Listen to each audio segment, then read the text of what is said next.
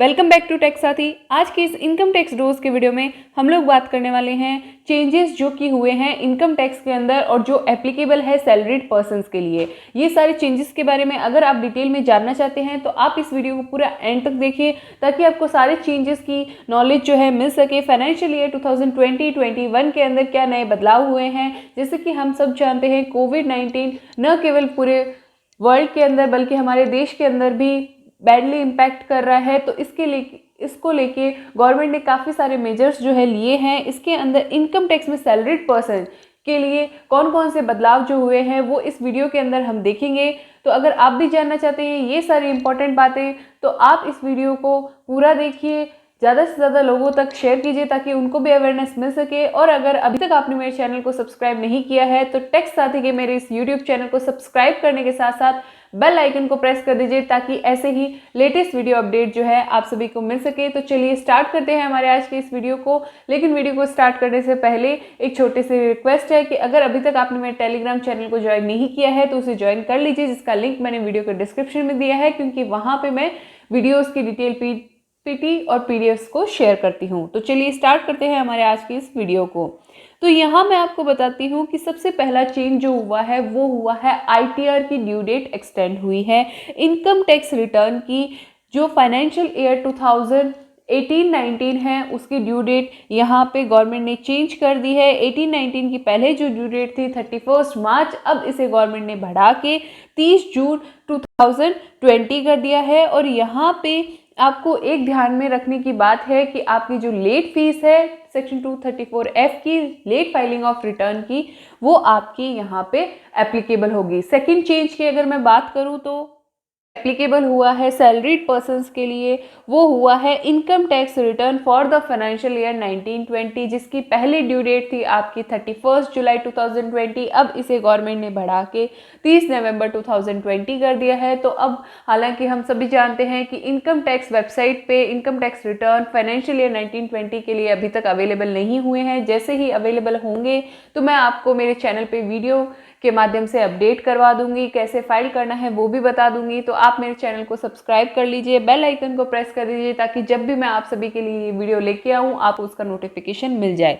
तो अब जिन भी सैलरीड पर्सन्स के रिटर्न्स फाइल करने थे उनको 31 जुलाई तक, वो अब 30 नवंबर तक अपने रिटर्न्स जो है यहाँ पे फाइल कर सकते हैं। नेक्स्ट चेंज की अगर मैं बात करूँ तो नेक्स्ट चेंज हुआ है टैक्स ऑडिट की ड्यू डेट को लेके। टैक्स ऑडिट यहाँ पे फाइनेंशियल ईयर 1920 की पहले आपको करवानी थी 30 सितंबर तक, लेकिन अब इसकी ड्यू डेट जो है बढ़ा के गवर्नमेंट ने एक महीने से बढ़ा के 31 अक्टूबर 2020 कर दी है। तो जिन भी पर्सन्स की ड्यू डेट यहाँ पे टैक्स ऑडिट यहाँ पे एप्लीकेबल थी 3 सितंबर की ड्यू डेट, अब इसे गवर्नमेंट ने बढ़ा के 31 अक्टूबर कर दिया गया है। नेक्स्ट चेंज यानी कि फोर्थ चेंज की अगर मैं बात करूँ तो वो यहाँ पे रिलैक्सेशन दिया गया है पीएफ कंट्रीब्यूशन की रेट को, चाहे वो एम्प्लॉयर का हो या आपके एम्प्लॉय का। पहले जो आपका पीएफ का डिडक्शन होता था 12% मैंडेटरी कंडीशन में, तो यहाँ पे अब उसे जो है 12% की रेट को रिड्यूस करके 10% कर दिया गया है। यानी कि पहले आपका जो टीडीएस डिडक्ट होता था, अगर मैं 10,000 की सैलरी का बेस लेके आपका 12% यानी कि आपका 1200 रुपये जो टीडीएस पीएफ डिडक्ट होता था, तो अब वो होगा आपका 1000 रुपये। तो इस वजह से आपका जो है 200 रुपये का कंट्रीब्यूशन जो है आपको अब इन हैंड सैलरी के रूप में आपको मिलेगा। और ये कौन से महीने से एप्लीकेबल है, ये यहाँ पे आत्मनिर्भर भारत के अंदर जो अभियान है इसके अंदर ये गवर्नमेंट ने रिलैक्सेशन दी है। और ये आपका मई, जून और जुलाई 3 महीने के लिए पीएफ की डिडक्शन की रेट को जो है वो गवर्नमेंट ने यहाँ पे रिड्यूस किया है। और यहाँ पे मैं आपको बता देना चाहती हूँ कि जो पीएफ की डिडक्शन होती है वो आपकी बेसिक सैलरी प्लस डीए जो कि आपका रिटायरमेंट बेनिफिट का पार्ट है, उन दोनों का 12% तक होती है। इसके रिगार्डिंग यहाँ पे ईपीएफओ ऑर्गेनाइजेशन डिपार्टमेंट ने भी नोटिफिकेशन सर्कुलर्स यहाँ पे काफ़ी सारे इशू किए हैं, तो उनको भी हम देख लेते हैं। साथ में और जो नए बेनिफिट यहाँ पे प्रधानमंत्री गरीब कल्याण योजना के अंदर पीएफ के रिगार्डिंग दिए गए हैं वो भी हम यहाँ पे देख लेते हैं। अगर मैं बात करूं तो यहाँ पे जो FAQs इशू किए गए हैं उसमें सारे क्वेश्चंस, ऑलमोस्ट सारे क्वेश्चंस का आंसर यहाँ पे डिपार्टमेंट की तरफ से दिया गया है, PF डिपार्टमेंट की तरफ से। तो सबसे पहला क्वेश्चन जो कि रिलेटेड है कि जो EPF का कंट्रीब्यूशन यहाँ पे अनाउंस किया गया है सेंट्रल गवर्नमेंट के द्वारा आत्मनिर्भर भारत पैकेज के अंदर, तो ये सारे क्लास ऑफ इस्टेब्लिशमेंट पे आपका एप्लीकेबल है या नहीं। तो यहाँ पे क्लियरली बताया गया है कि जो रिड्यूस रेट है वो 10% है। 10% पे अब आपको PF का कंट्रीब्यूशन करना है, चाहे वो एम्प्लॉयर है या एम्प्लॉय है, नेक्स्ट 3 मंथ्स के लिए करना है, और सारे इस्टेब्लिशमेंट, सारे क्लास ऑफ इस्टेब्लिशमेंट पे ये एप्लीकेबल है। उसके बाद इसका ऑब्जेक्टिव क्या है, इसमें रिलीफ देने का ऑब्जेक्टिव है। उसके बाद यहाँ पे जो नोटिफिकेशन इशू किया गया है उसके रिगार्डिंग EPFO की वेबसाइट पे भी यहाँ पे नोटिफिकेशन नोटिफाई कर दिया गया है, और ये है नोटिफिकेशन जो कि 18 मई को यहाँ पे इशू किया गया है। उसके बाद इसका पीरियड क्या होगा, तो ये मई मंथ से लेके आपका जुलाई मंथ के लिए सारे वेजेस जो आपका यहाँ पे कवर्ड होता है तो उसमें आपका 10% का PF का डिडक्शन होगा। और ये रिड्यूस रेट है वो सारे के सारे ऑर्गेनाइजेशन पे एप्लीकेबल होगी, लेकिन इसके अंदर जिनको बेनिफिट मिल रहा है PMGKY स्कीम के अंदर, यानी कि प्रधानमंत्री गरीब कल्याण योजना के अंदर, तो उनके लिए ये रिलैक्सेशन जो है एप्लीकेबल नहीं होगी। अब यहाँ पे एग्जाम्पल भी दिया गया है जिसमें इसमें बताया गया कि एक पर्सन जो है जिसकी कॉस्ट टू कंपनी यानी कि CTC मॉडल के अंदर जो आपकी रिड्यूस रेट है 12 से 10% पे, उसको क्या बेनिफिट होगा।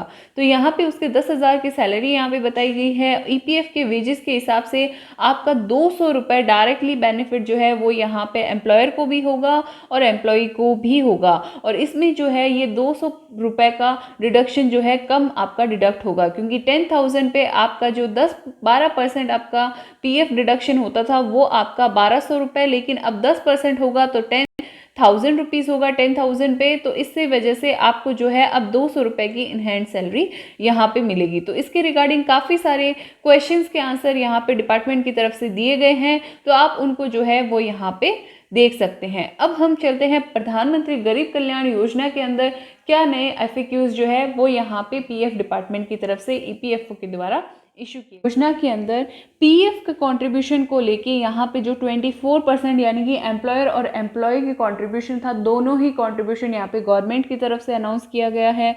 तो इसमें 1.7 लाख करोड़ का ये रिलीफ पैकेज गवर्नमेंट की तरफ से अनाउंस किया गया था 26 मार्च को। तो इसके अंदर क्या रिलीफ दिया गया, इसमें बताया गया कि जो नेक्स्ट 3 मंथ्स के अंदर जो सेंट्रल गवर्नमेंट है प्रपोज कर रही है 24% जो monthly wages into EPF account आपका ट्रांसफ़र होता है नेक्स्ट 3 मंथ्स के लिए, जिनकी सैलरी आपका वेजेस जो है 15,000 पर मंथ से बिलो है, और जो एम्प्लॉयड है ऐसे इस्टेब्लिशमेंट के अंदर जहाँ पे अप टू 100 एम्प्लॉयज़ हैं, तो उनका जो कंट्रीब्यूशन जो है वो यहाँ पे गवर्नमेंट यहाँ पे देगी। तो अब इसमें जो नेक्स्ट 3 मंथ्स है उनका मतलब क्या है, यहाँ पे वैलिडिटी जो इस स्कीम की है वो आपकी मार्च, अप्रैल और मई 2020 के लिए है, लेकिन अब इसे आत्मनिर्भर भारत अभियान के तहत इसे जो है बढ़ा के नेक्स्ट और 3 मंथ्स यहाँ पे बढ़ा दी गई है। तो उसको भी मैं आपको उस PPT के थ्रू आपको बता दूंगी। तो यहाँ पे ये रिलैक्सेशन जो है इसमें एम्प्लॉयर और एम्प्लॉय दोनों ही पर्सन्स के कंट्रीब्यूशन को लेके है। 24% जो आपका कंट्रीब्यूशन यहाँ पे दिया जाएगा वो आपका गवर्नमेंट की तरफ से दिया जाएगा, सेंट्रल गवर्नमेंट यहाँ पे देगी, और उनकी सैलरी जो यहाँ पे वेजेस है वो आपका लेस देन होना चाहिए 15,000, और 90% यहाँ पे सच एम्प्लॉयज़ जो है वो इसमें एम्प्लॉयड यहाँ पे ऐसे एम्प्लॉयड पर्सन होने चाहिए। बाकी अगर आपको डिटेल में यहाँ पे इस स्कीम के बारे में जानना है तो आप वीडियो में कमेंट बॉक्स के अंदर कमेंट करके बताइए, मैं डिटेल में आप सभी के लिए PF के रिगार्डिंग जो है वीडियो ज़रूर लेके आऊँगी। अब हम चलते हैं नेक्स्ट बेनिफिट्स की तरफ जो यहाँ पे इंडिविजुअल सैलरीड पर्सन्स को यहाँ पे मिले हैं। चाहूँगी आपका जो 25,000 करोड़ का EPF सपोर्ट यहाँ पे बिजनेस और वर्कर्स को नेक्स्ट 3 मंथ्स के लिए यहाँ पे दिया है, जिसमें प्रधानमंत्री गरीब कल्याण पैकेज के अंदर जो 12% एम्प्लॉयर और एम्प्लॉय का कंट्रीब्यूशन जो था एलिजिबल इस्टेब्लिशमेंट, जिसको हम डिस्कस कर चुके हैं एलिजिबिलिटी क्या है, तो उसमें पहले थी आपकी मार्च अप्रैल मई की अर्लियर रिलीफ थी, लेकिन अब उसे और 3 मंथ्स के लिए यानी कि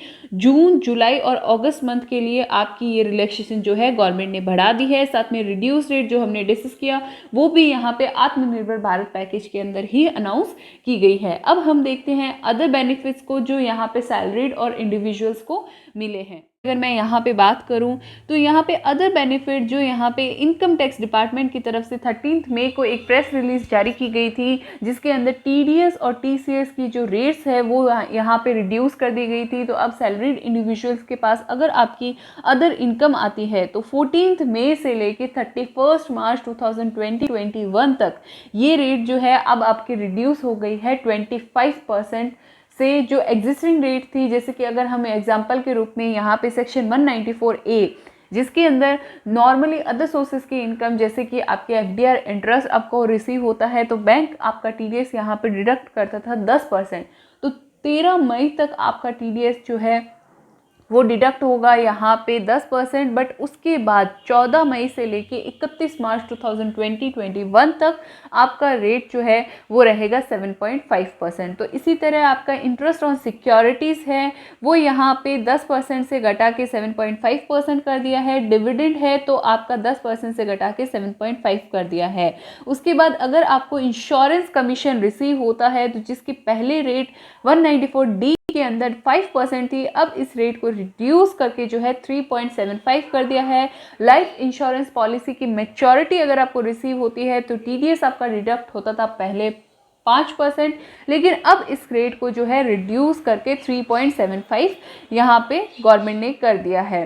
तो कुछ इसी तरह अदर सेक्शन जैसे कि 194H है, 194I है, तो यहाँ पे भी रेट्स को जो है एग्जिस्टिंग रेट से 25% जो है रिड्यूस कर दिया है। तो काफ़ी सारे रेट्स के अंदर चेंजेस कर दिया गया है। तो ये जो चेंजेस है उनको डिटेल में मैं ऑलरेडी मेरे प्रीवियस वीडियो जो कि टीडीएस अमेंडमेंट से रिलेटेड है इनकम टैक्स के, तो उस पर डिटेल में डाल चुकी हूँ, तो जिसका लिंक मैंने वीडियो के डिस्क्रिप्शन में दिया है और आई बटन पे भी उस वीडियो को लिंक कर दिया है, तो आप वहाँ से जाके देख सकते हैं।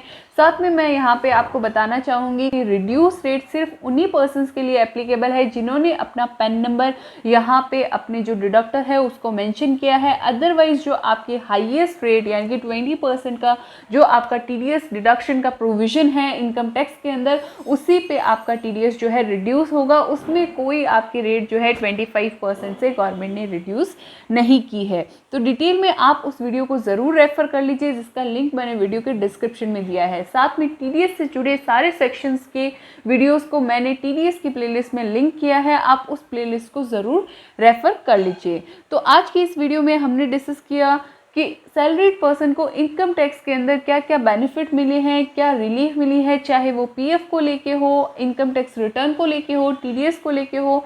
आशा है आपको इस वीडियो से क्लैरिटी मिली है। वीडियो के किसी भी टॉपिक पे अगर आप कमेंट है, क्वेरी है, तो आप उसको वीडियो के कमेंट बॉक्स के अंदर कमेंट करके बता सकते हैं। किसी भी टॉपिक पे अगर आपको वीडियो चाहिए तो वीडियो के नीचे कमेंट बॉक्स के अंदर कमेंट करके बता दीजिए। टेलीग्राम चैनल को ज्वाइन कर लीजिए। मेरे काम को अगर आपको पसंद आता है, उसे सपोर्ट करना चाहते हैं तो यूट्यूब चैनल पे मेंबर बन के आप यहाँ पे सपोर्ट कर सकते हैं। तो आज की इस वीडियो में बस इतना ही। मिलते हैं ऐसे ही लेटेस्ट वीडियो अपडेट के साथ। तब तक के लिए keep watching, stay updated. Jai Hind, stay safe, stay health.